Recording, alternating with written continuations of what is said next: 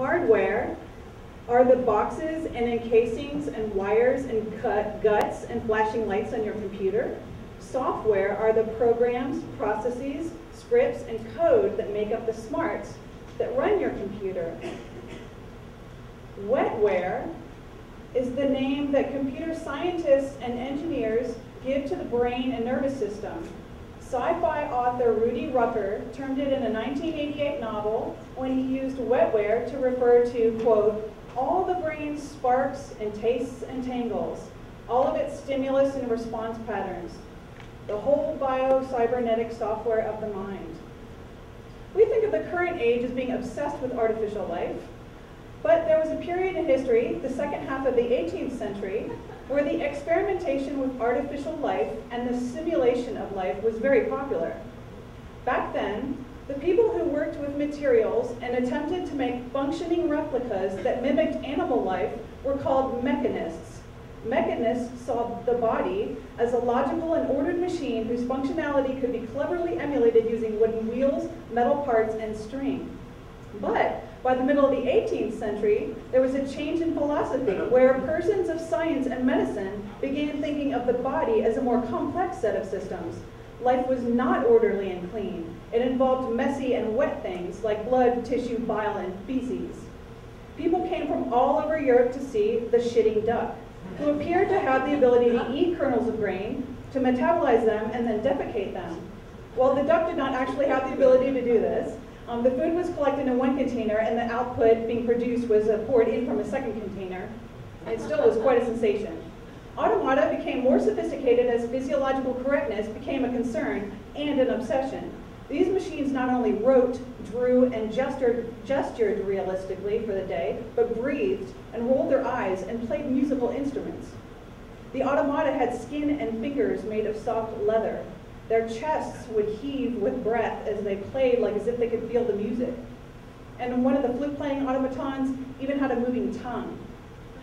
To ultimately epitomize the organic, inventors even attempted spoken language.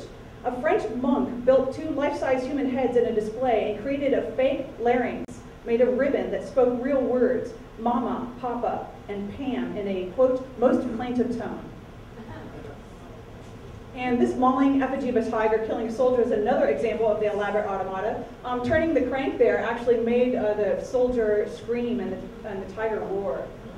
An anatomical simulator called the birthing machine was used to teach midwifery. Soft skin and organs were fashioned from linen and leather. Some models were even built upon pelvic skeletons from real humans. As a supplement, one could even purchase bags of a liquid to be planted inside the machine to be released at the proper moments. Rabbit strummed the guitar, moved his ears up and down, and rotated them back and forth. His real fur head moved from side to side while opening and closing his mouth. He amused his owners by being able to play 3 different tunes. Today, we're in the middle of another era of artificial life where the combination of biological creatures and machinery is being used to create something entirely new. Like the middle of the 18th century, there is a tremendous curiosity and experimentation with animal bodies, especially with a focus on locomotion. These beautiful jellyfish robots move delicately through the ocean currents by pumping water through their computer-controlled electric motor. The tentacles are pushed up by a servo motor, and their graceful motion actually looks like the real animal.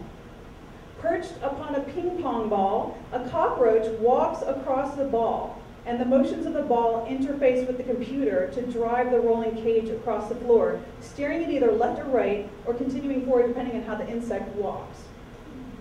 A robot called Gordon uses pieces of rat brains to learn its surroundings.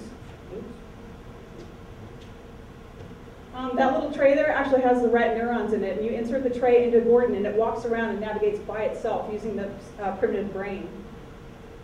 DARPA researchers have successfully implanted microcontrollers in the larva of the Manduka moth. As a fully grown adult, the moth is able to be controlled externally and be induced to flap its wings in any direction desired by the driver.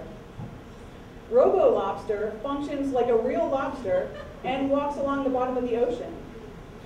These units are being used to detect possible environmental hazards like oil spills. Biological substances, such as the slime on a snail, are integrated with machinery to produce robo-snail, an experiment in locomotion using special fluid dynamics. Artificial life and the attempt to replicate our animal counterparts is not new, but modern makers of automata seem to have a lot in common with their 18th century predecessors. The fascination with the wonders of the body and the combination of our own ideas about machinery with our understanding of biological functions continues in its fascinating track. And that's a gecko.